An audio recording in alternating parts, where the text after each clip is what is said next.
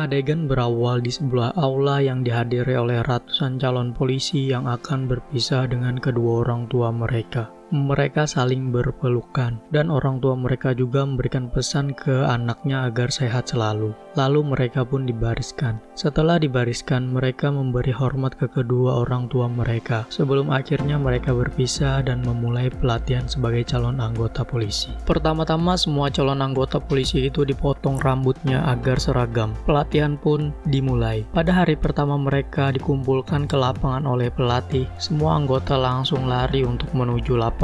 Lalu semua latihan dijalankan mulai dari squat, push up, jalan kodok, squat jump, dan berguling.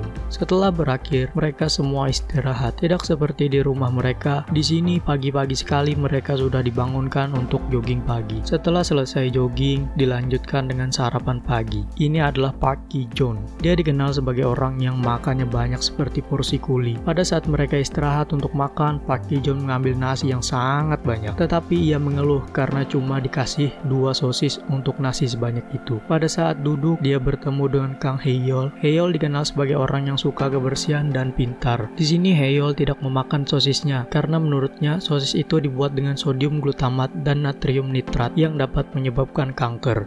너 소세지 안 먹어? 왜? 소세지에 글루타민산 나트륨이랑 아질산 나트륨이 들어있는데 그게 발암물질이야. Tidak mau ambil pusing, Ki-joon langsung saja meminta sosis itu dan langsung memakannya. Setelah selesai makan, mereka lanjut mengukur badan untuk membuat pakaian mereka nantinya. Lalu setelah itu mereka lanjut untuk latihan memanjat menggunakan tali. Tapi tiba-tiba saja salah seorang anggota terjatuh dari ketinggian. Akibatnya dia tidak bisa lagi melanjutkan pendidikannya. Sampailah di hari final latihan mereka. Apabila mereka dapat menyelesaikan semua latihan ini, mereka akan lolos dan bisa melanjutkan pendidikan ke Akademi Kepolisian. Pada latihan terakhir ini, mereka disuruh untuk berlari ke Gunung Buhwa dalam waktu 1 jam. Apabila tidak berhasil, mereka tidak akan lolos ke Akademi Kepolisian. Lari pun dimulai.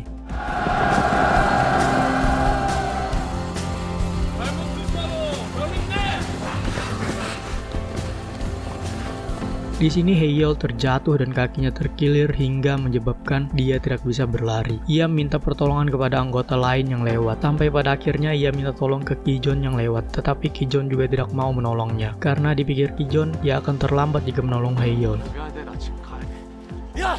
Tapi Hae-yeol berjanji akan memberi sosisnya dan daging stik karena ayah Hae-yeol mempunyai toko daging yang besar di Pasar Majang. Masalah pun terjadi. Mereka berdua melewati batas waktu yang telah ditetapkan, tetapi mereka tetap berusaha untuk sampai.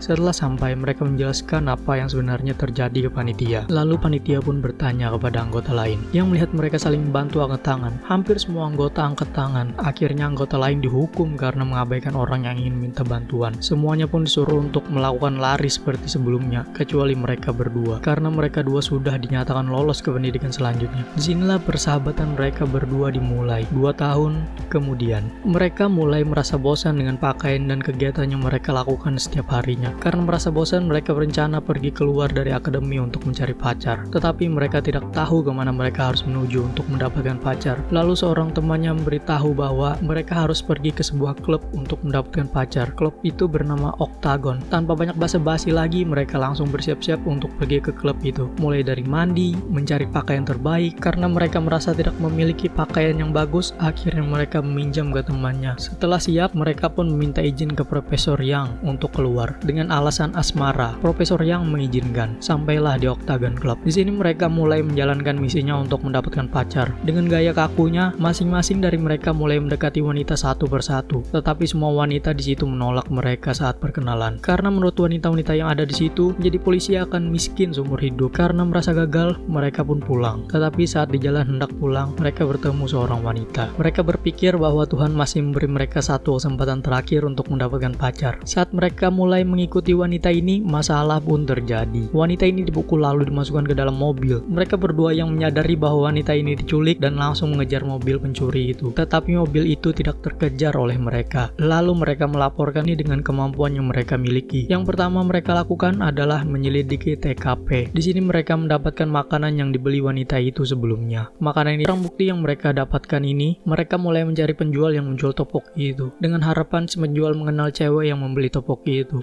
Dari beberapa penjual yang sudah mereka datangi, tidak satu pun yang merasa menjual topoki yang mereka bawa itu. Setelah sekian lama mencari, akhirnya mereka menemukan penjual yang menjual topoki itu. Di situ penjual mengatakan bahwa tidak mengetahui rumah wanita itu, tetapi dia tahu bahwa wanita itu bekerja di gedung itu, sambil menunjuk ke arah gedung. Lalu mereka berdua bergegas menuju ke sana. Ternyata tempat itu adalah tempat korek kuping plus. Mereka berdua tidak mau masuk ke tempat itu, karena jika ketahuan masuk ke tempat itu, mereka akan dikeluarkan dari akademi. Tetapi jika tidak masuk, mereka tidak akan menemukan info tentang wanita itu. Akhirnya Haeyeol masuk ke dalam karena kalah sweet dengan Kijon. Kijon pun menunggu di luar. Dia juga ikut makan ramen. Saat dia lagi makan, datang dua orang polisi yang lagi patroli di sekitar situ. Dua orang polisi itu hendak memeriksa tempat plus itu. Saat polisi memasuki tempat itu, Kijon memancing polisi agar keluar dan mengejarnya. Dia meneriaki polisi itu dengan kata, "Hey babi." 술 취한 것 같은데. Tanpa banyak basa-basi lagi, kedua polisi itu langsung mengejar Kijon. Dengan kemampuan lari yang ia miliki, kedua polisi itu tidak dapat mengejar Kijon. Di sisi lain, Haeyeol keenakan saat kupingnya dikorek, sehingga lupa dengan misi utamanya untuk mencari info tentang wanita itu. Dia pun menyadarkan dirinya bahwa tujuannya ke sini untuk mencari info tentang wanita itu. Akhirnya dia mendapatkan alamat wanita itu. Lalu mereka berdua mendatangi alamat yang sudah mereka dapatkan. Setelah didatangi, ternyata rumah itu adalah tempat berkumpulnya orang-orang yang kabur dari rumah. Dan di rumah itu ada satu laki-laki yang menjual wanita yang ada di rumah itu. Yunjong adalah salah satu wanita yang sudah dia jual. Yunjong adalah wanita yang diculik tadi. Mereka berdua berhasil mendapatkan alamat penculik itu dari laki-laki yang menjual Yunjong. Lalu mereka menuju tempat penculik itu dengan taksi. Supir taksi mengatakan bahwa jangan main-main ke tempat ini karena banyak penikam di tempat ini. Tetapi mereka tetap melanjutkan tujuan mereka untuk menyelamatkan Yunjong. Sampailah mereka di alamat penculik itu yang ternyata adalah warung makan. Mereka pun mencari penculik itu dengan cara menelpon dari HP yang mereka dapatkan dari sepenjual gadis-gadis tadi. Akhirnya mereka mengetahui penculik itu. Penculik itu pun menelpon balik karena HP yang mereka pegang itu berdering. Mereka pun ketahuan oleh komplotan penculik itu.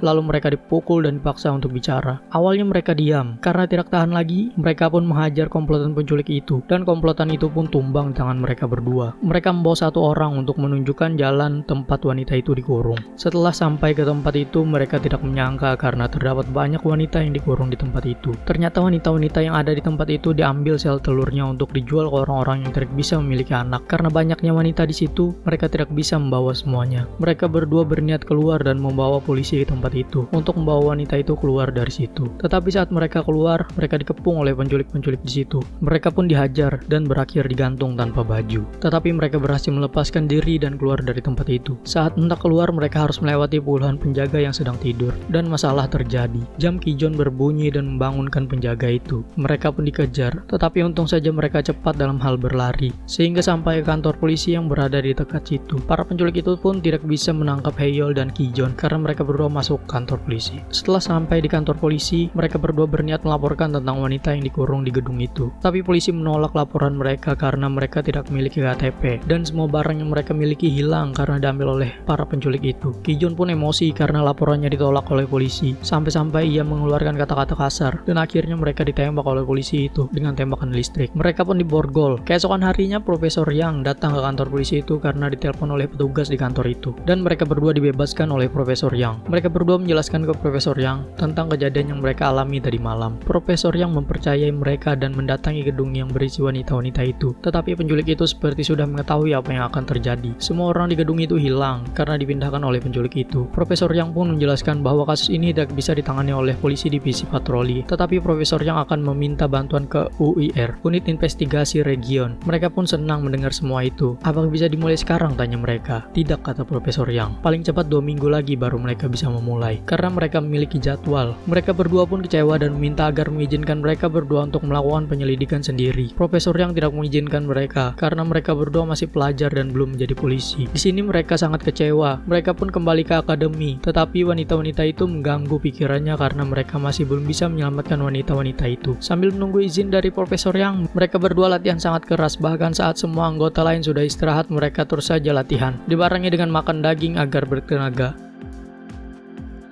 Mereka berdua mengetahui plat nomor penculik itu. Setelah mereka lapor ke polisi, ternyata tidak terdaftar. Akhirnya mereka meminta tolong ke pusat CCTV agar mencari tahu tentang plat mobil itu secara manual melalui CCTV. Sampai pada akhirnya mereka mengetahui kemana mobil itu membawa wanita-wanita itu. Yang terlihat di CCTV, mobil penjahat itu berjalan beriringan dengan sebuah mobil dari klinik kandungan H. Inilah waktunya. Setelah mereka latihan cukup lama dan mengetahui kemana mobil itu menuju, akhirnya mereka menuju klinik kandungan H untuk menyelamatkan wanita-wanita itu. Tanpa adanya izin dari Profesor Yang, mereka juga berbohong untuk meminjam senjata, perlindungan, dan alat pendukung lainnya mengatasnamakan Profesor Yang. Saat sampai di klinik, mereka sudah disambut oleh para penculik-penculik itu. Perkelahian pun terjadi. Akibatnya tangan Heyol mengalami retak tulang dan pistol listrik Kijon hancur. Untung saja mereka berhasil menumbangkan kelompok penculik itu. Masuklah mereka ke klinik itu dan sampai ke lantai 8. Sesampainya di lantai 8, mereka disambut oleh bos dari kelompok penculik itu. Mereka berdua kewalahan menghadapi satu orang itu karena memang tenaganya cukup kuat dan badannya yang besar.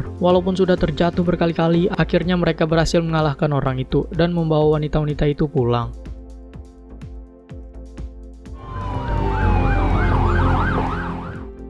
Tapi masalah belum selesai. Saat mereka kembali ke akademi, mereka disidang. Sebelum persidangan dimulai, Profesor Yang bertanya, 너희들 다 대학 다니도 후회 없어? 해야 될 일을 했다고 생각합니다. setelah selesai sidang, Profesor Yang menjelaskan bahwa sebenarnya mereka dikeluarkan dari akademi. Tetapi karena ketua kasihan kepada mereka, akhirnya mereka tetap berada di akademi. Tetapi waktu pendidikan mereka ditambah 1 tahun dan dihukum 500 jam kerja bakti. Dan mereka berdua pun melanjutkan pendidikannya walaupun harus menambah waktu pendidikan dan hukuman. Cerita pun selesai. Semoga kalian yang menonton menyukai alur cerita film kali ini. Sampai berjumpa di video-video selanjutnya.